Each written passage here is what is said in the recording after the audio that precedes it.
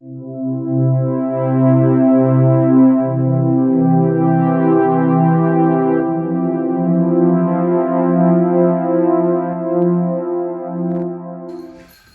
some thoughts for today, the first Sunday of Advent. The most basic and powerful way to connect to another person is to listen. Just listen.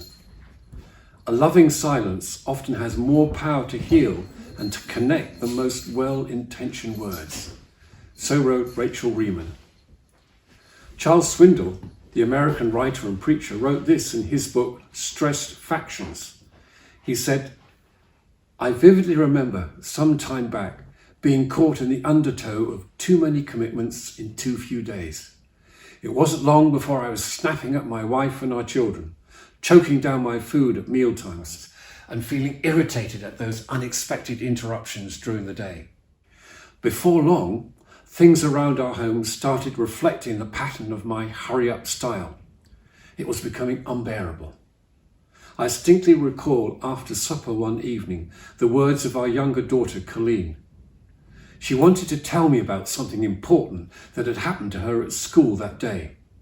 She hurriedly began, "Daddy, I want to tell you something and I want to tell you really, really fast." Suddenly, realizing her frustration, I answered, "Honey, you can tell me and you don't have to tell me really fast. Say it slowly." I'll never forget her answer. "Then listen slowly."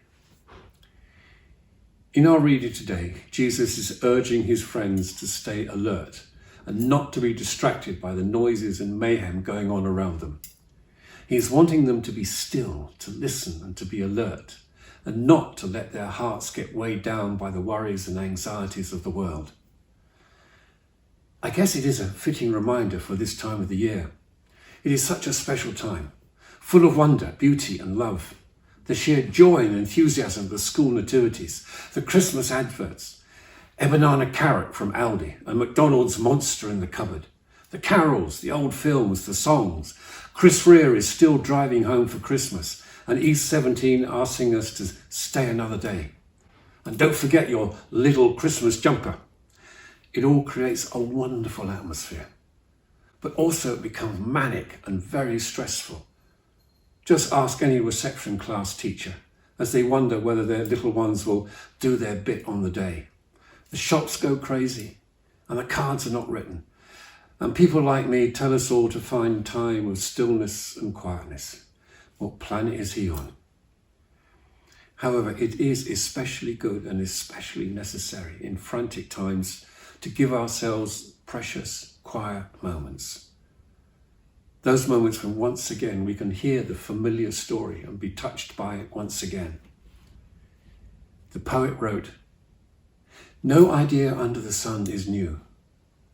It has all been thought and said before. Often the old idea is new to me or you, simply because new words by which it is said have suddenly made it clear, or perhaps simply because the heart is, for the first time, ready to hear."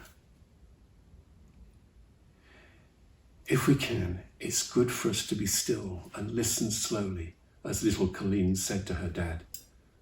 Listen is an anagram of silent.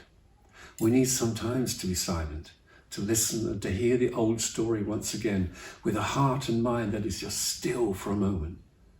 Just to hear again the story of a people who have seen a great light. The story of Elizabeth and Zechariah, the story of young Mary and the carpenter Joseph, the story of the Magi beginning to follow a star and of shepherds being dazzled by angels.